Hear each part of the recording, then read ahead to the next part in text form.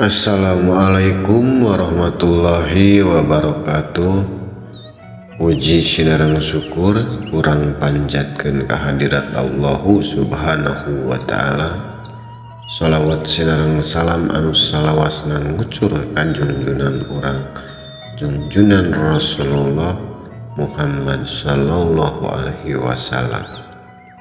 Neraskeun perkawis sifat wujud Allah anu bahasa nu kamari aya pakuat pakaitna sareng sifat wujud Allah. Naon sifat wujud teh? Nyaeta sifat anu 20 teh ya.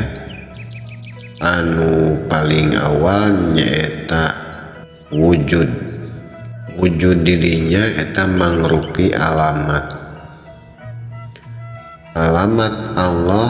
Upami hoyong uninga hoyong kenal ke Allah kedah ngalangkungan sifat wujudna. Kunaon diayakeun sifat wujud eta? Supados henteu salah nyembah, teu salah alamat, ngan pedah seseueurna panyakit jalmi mah nolak kana alamat eta. Di zaman kapungkur dugi ka zaman ayeuna ge eta sifat wujud eta teh ditolak. Jadi hoyongna nyembah Allah anu kapercayaanana masing-masing.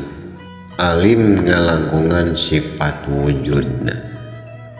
Sifat wujud teh nyaeta para nabi, tah eta teh sifat wujudna.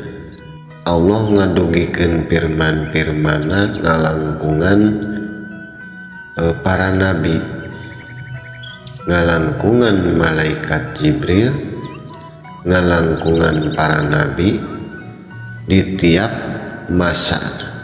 Janten eta teh berlaku dugi ka zaman ayeuna ge tetep mantak disebatna katetepan. Netepan teh geuning.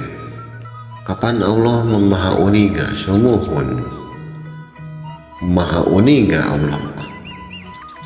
Tapi Allah ngayakeun ilmu, ngayakeun jalur, ngayakeun para nabi, ngayakeun aturan supados dituturkeun supados mana anu ngagugu sareng mana anu ingkar, mana anu ngahianat, mana anu ngadua, mana anu kafir anu musyrik, janten katinggal. Henteu tiasa asal percaya, akhirna tatanggahan ka langit ngadoa ka mana we tujuanna ge. Da Allah maha uninga teh. Tah eta teh anu kumargi teu apal kana ilmuna. Akhirna hayo we mementa ari nyembahna ka mana wae. Tapi kenal alim ari nyungkeun hoyong. Allah teh ngajantenkeun makhluk teh kumargi hoyong dikenal. Tah sanes kanggo dia yakin dipercaya ku kepercayaan, tapi supados dikenal. Kunaon kudah kenal? Sabab supados teu salah nyembah eta. Anu disebat musyrik teh ya. Pan disebatna ge dosa pangageungna teh ya. Nu bahayana eta mangeran salian ti ka Allah geuningan. Tapi dah keukeuh manusia ngarasa geus mangeran ka Allah. Sok sanajan ditunjukkeun jalana, ditunjukkeun carana, ditunjukkeun alamatna ge waleh kalah balik deui ngabalieur tina jalan eta. Eta parantos hukum tika pungkurna dugi ka ayeuna ge panyakitna emang kaos gitu. Hoyong mangeran ka Allah mah ngaku, tapi alim narima kana sifat wujudna ka para nabi teh. Tah ayeuna ge pasti ditolak upami kan uninga ka ulama pewaris nabi. Tapi lamun ka ulama anu ngaku-ngaku ulama, anu katinggali jiga, anu palinter nyarios, jalmi leuwih katarik ka ahli-ahli nyarios, ahli-ahli pidato, tapi teu acan ngalaman anu sebenarna kumaha perjalananna dina kenal ka Allah, uninga ka Allah teh. Rek kumaha nunjukkeun, rek kumaha ngabejaan batur, sedengkeun anu ngabejaan ge teu apal. Tapi anu dibejaanana percaya wae anehna teh. Cobi pami ditaros, di mana Allah teh? Kumaha urang tiasa kenal ka Allah, ka mana jalan? Upami eta jalmi teu tiasa ngajawab, berarti teu acan uninga manehna karek beja anu dibejakeun deui, karek kayakinan janten lumpatna teh nyasarkeun batur. Can ge apal ka Jakarta, geus ngajak batur karek apal arana hungkul Jakarta. Eta ge ceuk buku, ceuk beja, anu ngabejaan ge beja deui di hanti batur. Beja pabeja-beja teu apal eta anu pabeja-beja eta teh. Lamun aya 100 na anu pabeja-beja eta teu aya nu apal, terus anu mana anu sabenerna jalan ka Jakarta teh. Teu benten siga kitu ayeuna teh. Giliran ditaros mah nu penting mah percaya. Tah eta anu nyasarkeun teh nu bahaya. Sedengkeun Allah negaskeun awalna agama kedah kenal heula ka Allah.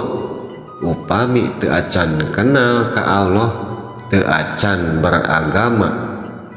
Upami teu acan beragama, ulah janten guru agama, ulah ngaguruan nyanyahoanan, akhirna batur jadi sasar. Ieu ku abdi wajib ditegaskeun, sabab ieu zaman parantos ruksak ieu. Agama saukur dongeng, saukur kapercayaan, saukur hayalan, sabab manusia mah leuwih resep ngahayal daripada ngajalankeun. Leuwih resep keneh ngahayal dina beunghar daripada usaha ti nol nepi ka jadi beunghar. Leuwih babari keneh ngahayal, sabab ngahayal mah teu kudu kaluar modal, teu kudu bangga, tinggal ngahulang oge. Tah dianggapna teh jadi kitu, akhirna naon? Dianggapna agama teh nu paling termaca, nu paling terdakwah, anu paseh dina bacaanana, anu apal Quran hadis, akhirna kumaha? Diangge debat. Eta mah namina cerdas cermat lumpat. Diangge tanya jawab. Panyakit masyarakat di zaman ayeuna teh. Tong borok dinu hal Quran hadis, dina ilmu masalah ilmu hakikat, dina masalah model papat kalima pancer, naon artina ieu teh naon artina sanes kitu eta mah lumpat nate jadi sombong pipaseaeun ongkoh nyaho tapi nanyakeun ngetes ka batur lumpat nate lamun nya ajaran eta bener sok tepikeun ka batur ajarkeun anu sabenerna ulah dijadikeun alat debat kanyaho teh nu jadi debat eta kanyaho tina naon kanyaho tina akal bacaan tina beja cek batur lumpatna pak pinter-pinter tapi lamun tos jadi pelaku teu kudu ngalayanan nu kararitu da teu penting nu kararitu mah nu penting mah urang ka Allah na bae da uninga ka Allah mah teu tiasa ngalangkungan bacaan teu tiasa ku pinter teu tiasa ku nu sanes ilmuna wajib nol pengetahuan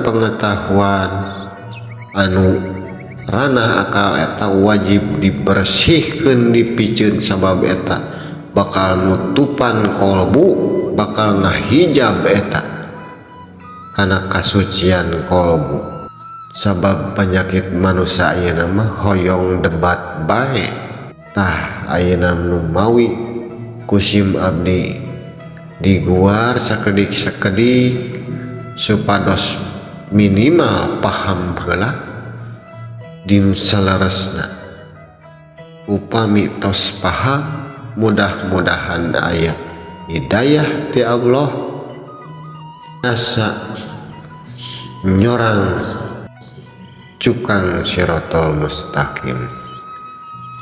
Wabillahi taufiq wal hidayah. Wassalamualaikum warahmatullahi wabarakatuh.